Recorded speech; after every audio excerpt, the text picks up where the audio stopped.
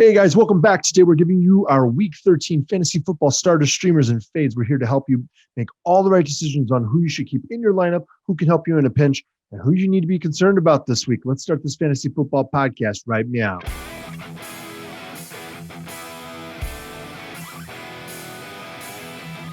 Hey guys, welcome back. I'm Kyle. Justin's not here today, and this is the Fantasy Football Upside. Thanks for dropping by our Fantasy Football podcast and YouTube channel. Week 13's here, guys. This is it. This is the last week before you get into the playoffs and head toward that championship. Today, we're hitting you with the top starters, streamers, and fades of the week for Week 13. You should also check out our waiver wire episode for Week 13 here. You can click that up in the link up in the top of the window here, or you can click down in the description below. That link will be there. We are not going to have a Thursday night football episode, obviously, this week because there is no Thursday night game this week. They've moved that game. I believe that's the one that jumped all the way to Monday, actually. Maybe it is, maybe it isn't. I don't recall exactly which one got moved around, but they ended up having to move the Thursday night game, so that's now on Monday. There's two Monday games. I think there's a Monday afternoon game is what it's going to be, and there's a Wednesday game, so check that game out today. It's going to be Wednesday afternoon. That is Week 12. It completes the week. Steelers-Ravens. It's an afternoon game. It is not actually an evening game, which is interesting. I guess they got beat out by the Rockefeller Center tree lighting ceremony. So that is what it is. That's fine. We have two Monday games, though, as a result. So that'll be fun. Double Monday night games are fun, I think. So make sure you click that button down below so that you subscribe, as well as the bell so that you're notified every time we upload this podcast.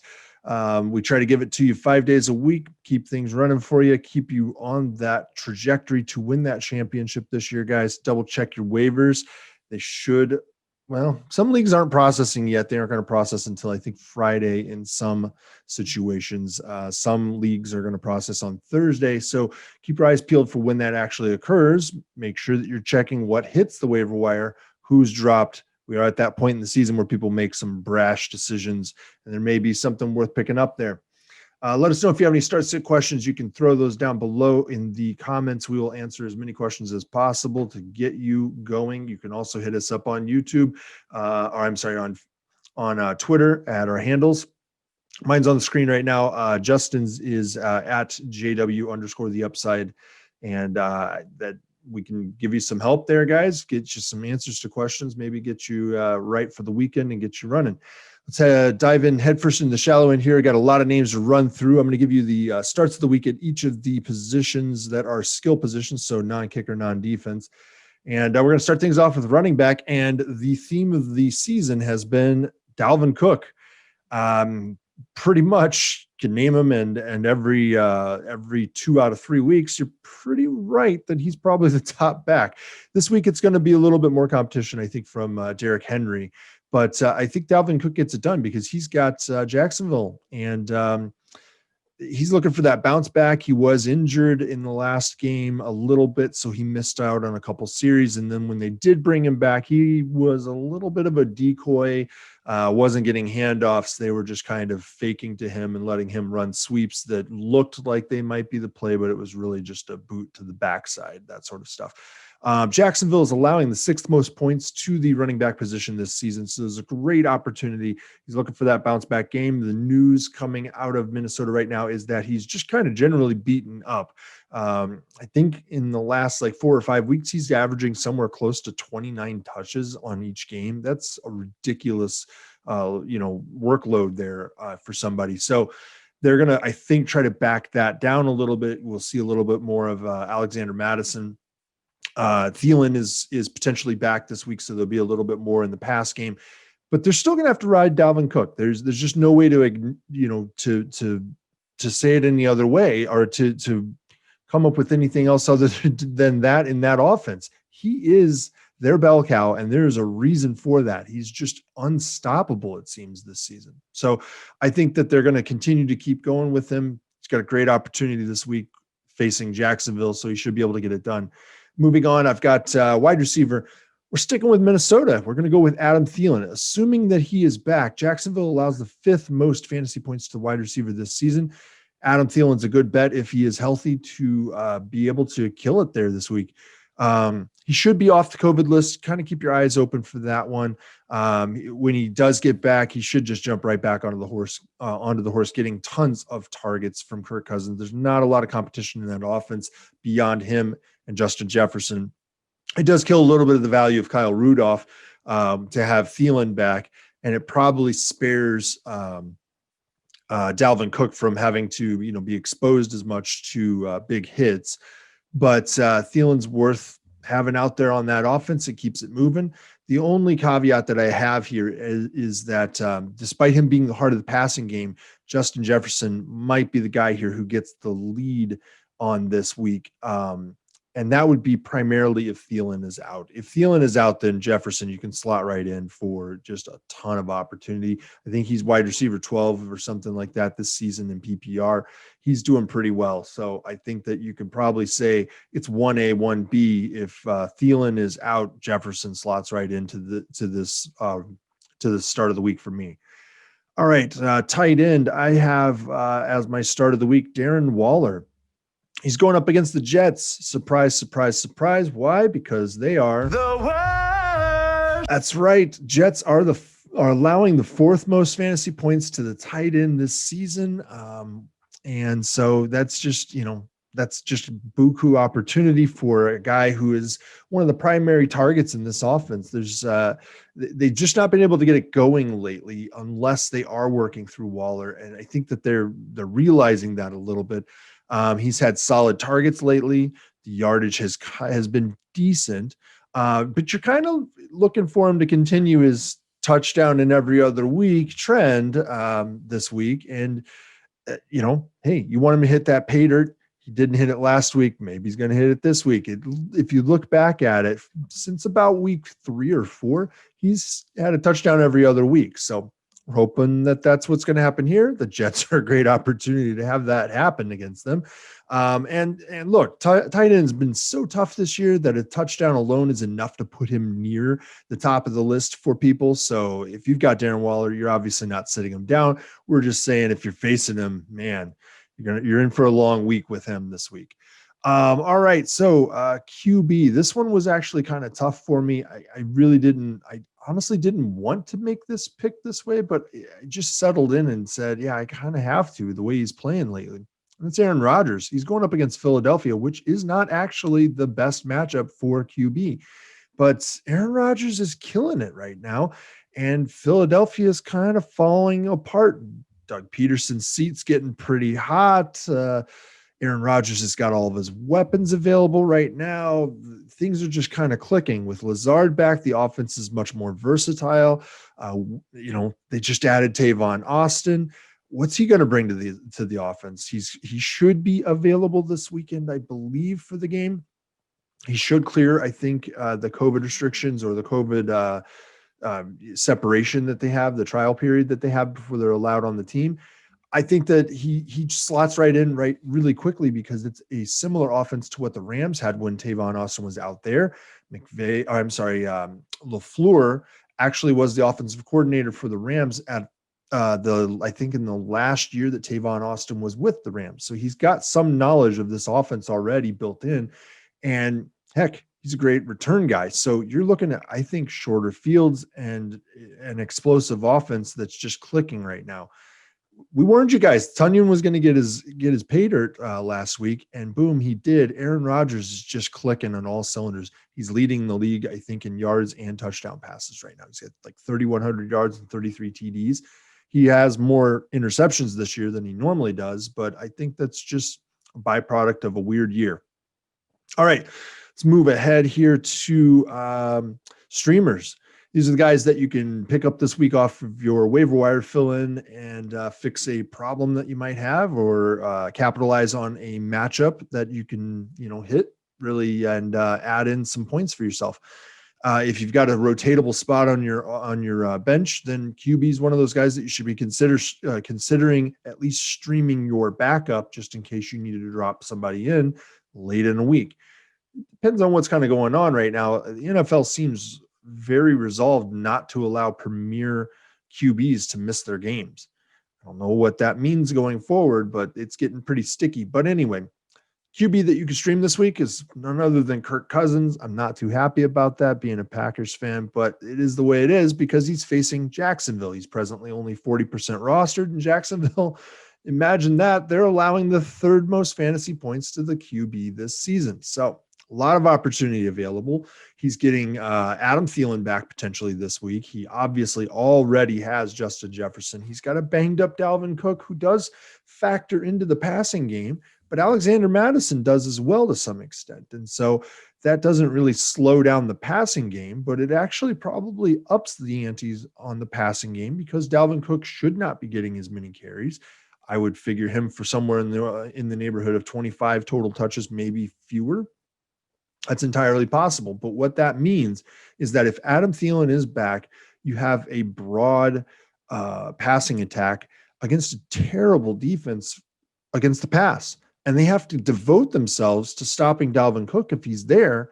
So it just opens up the passing game even more. And I think Kirk Cousins can capitalize on that. So I think you also have to pay attention to the fact that Jacksonville is entirely capable of turning this into a track meet where the pass becomes more and more applicable and more necessary to stay in the game.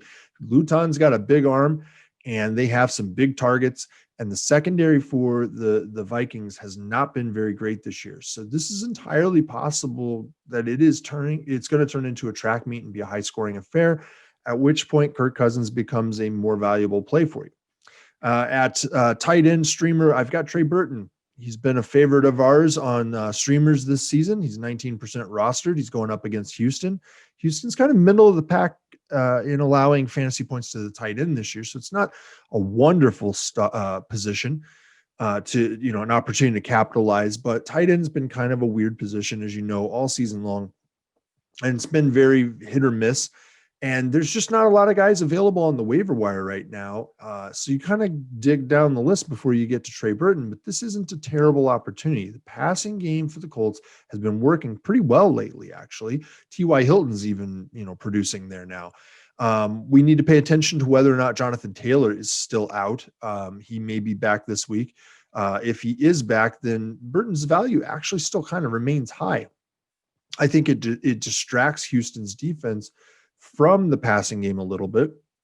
And it allows the short passes, the bootlegs, and the fake play action stuff that goes to the tight ends. It allows that to happen more often in the red zone and inside the 5-yard line. And right now, I think Indy's capable of getting down there. This is another game where you could see a high-scoring affair, but Houston's obviously got some problems right now. They just lost Fuller. They cut Stills. They've lost Cobb. They're down to Brandon Cooks, Jordan Akins, and Kiki Cutie, and Duke Johnson. That's pretty much the passing game right now. So I think that Indianapolis is going to be able to kind of brutalize this one, and they're going to use Trey Burton to get there. You're hoping that he gets one of those TDs this week, just like any other week with tight end right now, and that I think you have a lot of upside with him getting there for that. Let's move on here to a streaming defense. I've got Las Vegas against none other than the worst.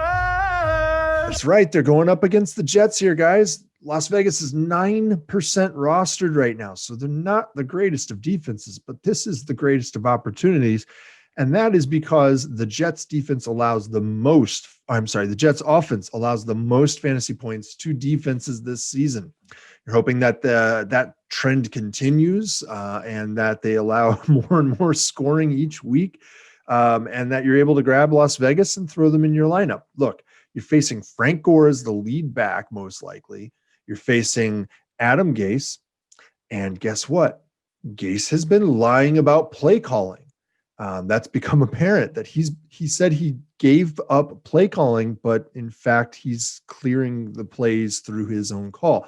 So the offensive coordinator is making the play call, but that goes to Adam Gase. Adam Gase then relays the play to the QB on the field. So if he wants to change it, he changes it. And he kept lying that he wasn't doing that in a press conference on Tuesday, maybe Monday.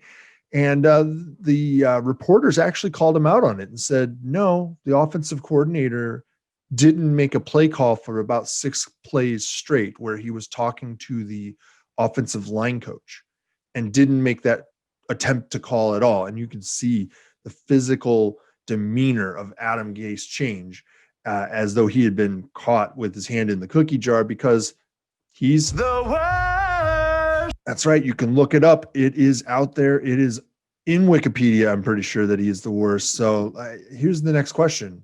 When's he getting fired? Is it after the season? How many days after the season? Do they make it to the end of the season? I don't know. They're really trying to get Trevor Lawrence. They really are. They're going to tell Trevor Lawrence, hey, man, go enter the draft. We're going to fire this dude. All right, so fades of the week. These are the big name players or decently big name players who you're probably hoping to rely on, or maybe your opponent's hoping to rely on. And these guys are not going to turn in the week that they or you might be hoping for if you've got them in your lineup. Right off the top, I'm looking at running back, and that is Alvin Kamara. He's going against Atlanta, and you'd think, oh, hey, Atlanta's defense is pretty suspect most of the time, right? They're actually pretty good against the running back. Believe it or not, they're actually pretty good against the running back. They're allowing the third least fantasy points to the running back this season. And Alvin Kamara suffers from a problem known as Taysom Hill. Taysom Hill is the QB, and as long as he is the QB, there just really are not a whole lot of red zone opportunities, carries, touches, passes, whatever you want to call it, for Alvin Kamara to justify relying on him as your running back one. I'm hoping beyond all hope that you somehow snagged somebody like James Robinson off of the wire or in the back of your draft so that you have somebody who you can rely this week on performing as a running back one for you. Because it ain't going to be Kamara, guys. He's going to be a low-end running back two, maybe a flex play as well, actually. It could fall that far. If you have Kamara, you've kind of been paying attention to this, and you're really hoping that Drew Brees gets back sooner than later because Alvin Kamara's value is just gone. It's absolutely gone right now. Targeting is way down. He's on pace. He was on pace to give CMC a run for the money, and now with Taysom Hill, it's gone. It's just simply gone. He's not putting up a CMC type of year. He's just not doing it now. And this week's just going to be more of the same. And when you're facing the best run defense in the league in fantasy, that's a real problem. All right, wide receiver. I'm looking at DeAndre Hopkins. He's going against the LA Rams. And if you know the Rams at all and you know what's been happening to number one wide receivers facing them, this isn't entirely a surprise. The Rams are allowing the second fewest fantasy points to wide receiver this season. Why is that? It's because they eliminate the number one wide receiver. And how do they do that? They do it by putting them out on an island known as Jalen Ramsey. And he's been shutting down wide receivers all season long. He made DK Metcalf disappear just a few weeks ago, guys. Hopkins has been low-end wide receiver for you here. 3 out of the last 4 weeks, he's actually sitting, I want to say, around wide receiver 24 in standard PPR leagues. That's really just not great. So you already were kind of not anticipating a whole lot going forward with him potentially. You toss into that equation Jalen Ramsey, and you really have to question whether or not DeAndre Hopkins should enter your lineup if you have him. You may just be faced with no other choice than to start him, but there are moments where you have to make a decision that is just so counterintuitive or so against your gut instincts that you fight yourself to do it. This might be one of those weeks where you have to do it. And I'll tell you right now, I think that Andy Isabella is going to have a decent week for the Cardinals because I think Christian Kirk is going to get some focus of that defense as well. I think you'll see Isabella actually do okay. He's not going to put up stellar numbers for you, but he's going to put up solid numbers. But DeAndre Hopkins, I'm guessing back end wide receiver 3, high flex play. That's about it in my estimation. Tight end, I'm fading Hayden Hurst this week. He's going up against New Orleans. They're middle of the pack to the tight end this year. But you got to look for New Orleans to try to play a ball control game this week to try to force the game to slow down. That's going to it's going to require them to focus on eliminating the pass game, eliminating the big targets that are out there. You got Hayden Hurst and you've got Calvin Ridley, and then you've got the guy Julio Jones. And if Julio Jones is not out there, Hayden Hurst's stock actually drops significantly, and it doesn't matter who they're facing, actually. But New Orleans is a pretty decent defense against the pass, against the wide receiver. And so I think you have to look at it and say, without Julio out there, I don't think you could put Hayden Hurst in there. If Julio does play, you could consider it, but I think that it's still going to be a suspect situation. One caveat I do want to say is that this is the NFC South, and these teams always play each other in surprising ways, and the results are crazy. I think it was Atlanta and New Orleans last year that Atlanta managed to recover 2 onside kicks at the very end of the game and then barely lost. And I want to say there was like some mistake by a player or something that actually ended the game after the second onside recovery. So things get crazy in divisional matchups, especially in the NFC South in recent years. So watch out for that one. I would say Hurst is probably, if you could fade him and go somewhere else, I would suggest it. And then at QB, I'm going with, I'm fading Carson Wentz. He's going up against Green Bay. Green Bay gives up the 7th least fantasy points to the QB this season. That's actually pretty darn good, right? You look at the rest of the defense, they give up a ton, or had been giving up a ton in the running game. And so that's part of why the passing game wasn't getting as much points, thrown up against them. Teams were focusing on the run as much as possible. That has slowed down a little bit. They are stopping the run a little bit better, but the passing game, the wide receivers are not scoring as much. The QBs haven't gone up very much either. So this is, I think, probably a great fade right here, because I'm sorry, but Carson Wentz is just absolutely falling apart. This offense is falling apart. I mentioned it before that the offensive scheme just doesn't make sense right now. That basically, Peterson, he's probably he's fighting for his career right now as a head coach in Philadelphia. And I would imagine that Sports Talk Radio out there, if you're in Philadelphia, let me know down in the comments. Are they calling for his head already? I mean, it's getting out of hand. Jalen Hurts should be starting for this team. Regardless of what you think about Jalen Hurts and his skill set, or whether he's developed enough, I think he should be starting. It couldn't be any worse than what Carson Wentz has been putting out there for a while. But it goes beyond just Carson Wentz. It goes to that offensive game plan that they're putting together each week. This offense just simply doesn't work. And I think what it boils down to is just a lack of actually healthy offensive linemen who they hope to ride into the season. They lost, I think, 1 or 2 before the season started. And at this point, I think they've lost all of the guys who had started in week 1 at various points throughout the season. They've lost them for periods of time. They may all still be out. I'm not sure. Without an offensive line, he can't drop back and pass. Jalen Reagor can't get down the field fast enough, even though he's super fast. All the passes are they're trying to develop plays that are not plays that they have the time to do. This reminds me of the Packers a few years ago. With the last 2 years that Mike McCarthy was coaching, he was calling play calls that were wide receivers had to beat man coverage who couldn't beat man coverage, and they needed 4-second dropbacks on the play call, and he was getting 2.5 seconds before Rodgers was having to bail out. It's the same sort of situation, and Peterson is actually a former Packer, actually. So it does kind of make sense. He's just devoted to one system and unwilling to break from that system. They have no real identity on offense at this point. You can't rely on Wentz even in a super flex or 2 QB situation, I believe. I think that what you're looking at is probably a low end week where it'll be better than Kendall Hinton, but not by a far cry, guys. It's not going to be great there. So that's it on the starters, streamers, and fades. Hopefully that's been helpful to you. We're going to punt the survivor picks to our next episode when Justin should be back. We're going to start our matchups for the week. I think we're going to break that into 3 episodes so that we are not overwhelming you. We're going to do 5 games each episode, I believe. So we'll start those tomorrow, or should be up tomorrow.